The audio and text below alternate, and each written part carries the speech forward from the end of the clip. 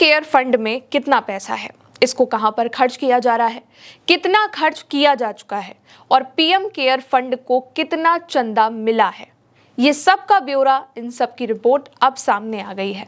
और ये रिपोर्ट किसी थर्ड पार्टी की ओर से भी नहीं बल्कि खुद पीएम केयर फंड की ऑफिशियल वेबसाइट पर अपलोड की गई है। साथ ही इस रिपोर्ट में कई बड़े खुलासे भी हुए हैं जो कि विदेशों से मिलने वाले चंदे से जुड़े हैं, जो कि पीएम केयर फंड में जाते हैं। अपनी इस रिपोर्ट में हम इसी को समझने वाले हैं।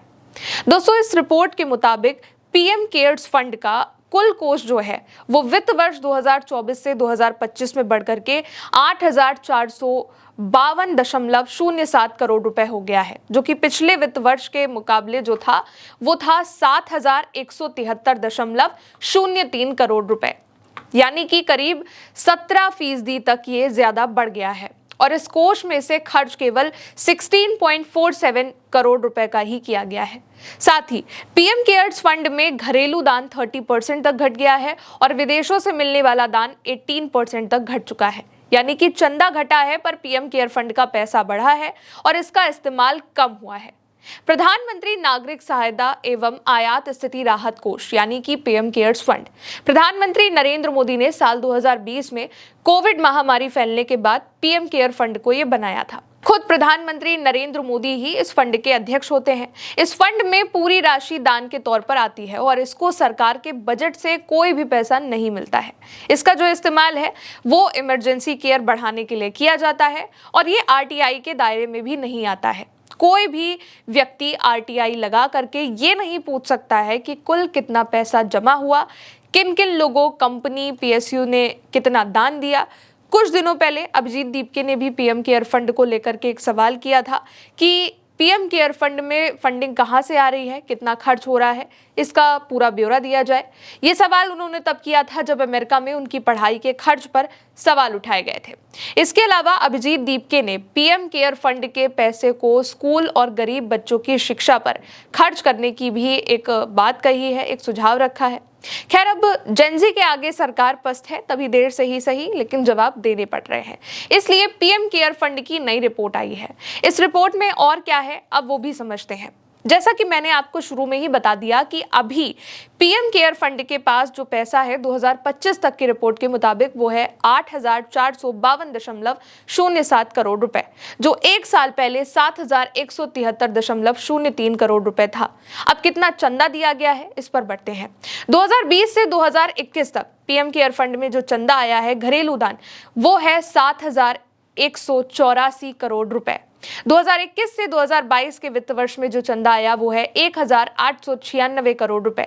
2022 से 2023 तक जो चंदा मिला उसकी कीमत है 909 करोड़ रुपए।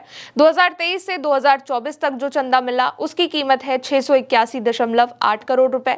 2024 से 2025 तक जो पैसा दिया गया, दान दिया गया, उसकी कीमत है 479 करोड़ रुपए। ये घरेलू दान के आंकड़े हैं जो पीएम केयर फंड में आए हैं और इसमें एक चीज जो नोटिस करने वाली है वो ये है कि 2020 में जो दान 7,184 करोड़ था वो 2025 आते आते 479 करोड़ रुपए ही रह गया है, यानी कि 30% की कमी इसमें आई है। इसी तरीके से फॉरेन फंडिंग भी घटी है। 2020 से 2021 में 495 करोड़ रुपए थी और अगले 2 वित्त वर्षों में ये घट करके 40 करोड़ रुपए हो गई और फिर 2.57 करोड़ रुपए रह गई। 2023 से 2024 में विदेशी दान से 1.13 करोड़ रुपए मिले थे और 2024 से 2025 में विदेशी योगदान 92.8 लाख रुपए रह गया है और ये 2019 से 2020 में मिले 39.7 लाख रुपए के बाद का सबसे कम डोनेशन रहा है। 2023 में PM care for children scheme पर पिछले साल 15.37 करोड़ रुपए खर्च हुए थे और 2024 में ये रकम 15.6 करोड़ रुपए थी। अब इस रिपोर्ट से एक चीज जो सबसे पहले वो क्लियर हो गई है ये कि आखिर पीएम केयर फंड में कितना दान आया। पहला तो घरेलू दान जो कि भारत का ही आ गया और दूसरा फॉरेन की ओर से मिलने वाला डोनेशन। इन दोनों में ही कमी आई है। फॉरेन से मिलने वाले डोनेशन में भी काफ़ी कमी आ चुकी है और घरेलू दान की अगर बात करें तो उसमें 30% तक की कमी आई है। अब इसको खर्च कैसे करा जा रहा है, एक सवाल ये भी है। रिपोर्ट कहती है कि 2024 से 2025 में इस कोष ने दान के तौर पर 479.97 करोड़ रुपए इकट्ठे किए थे और कोविड-19 की वजह से अपने माता पिता को खोने वाले बच्चों पर केवल 87.85 लाख रुपए ही खर्च किए गए, यानी कि जो कोष था उससे बहुत ही कम मात्रा में इसको खर्च किया गया। 2023 से 2024 में पीएम केयर फंड में 682.94 करोड़ रुपए इकट्ठे किए गए थे और 15.59 करोड़ रुपए ही खर्च किए गए। ये भी काफी कम आंकड़ा है।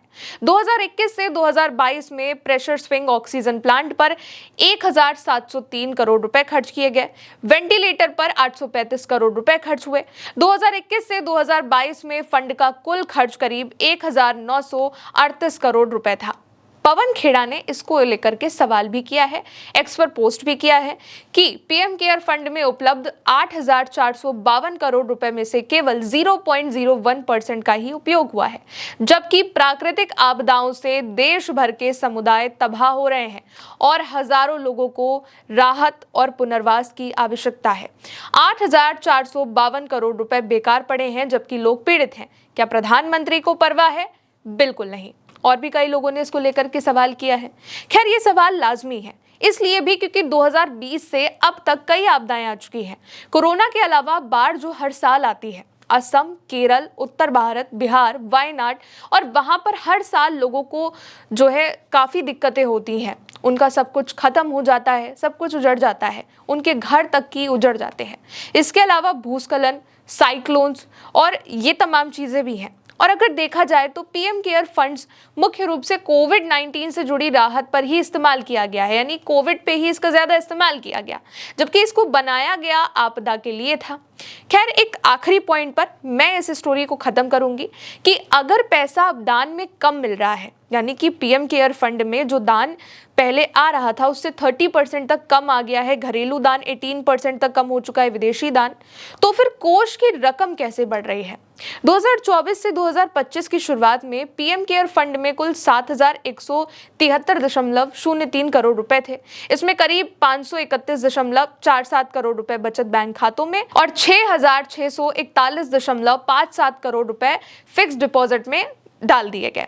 31 मार्च 2025 तक बचत खातों में ये जो राशि थी ये बढ़कर के करीब 605.41 करोड़ रुपए हो गई और फिक्स डिपॉजिट में जो रकम थी वो 7,886.65 करोड़ रुपए हो गई। इस तरीके से कुल कोष जो है, यानी कि टोटल जो कोष है पीएम केयर फंड का, वो 8,452.07 करोड़ रुपए तक पहुंच गया। और इसके अलावा पीएम केयर फंड से 2024 से 2025 में खर्च भी बेहद कम हुआ है।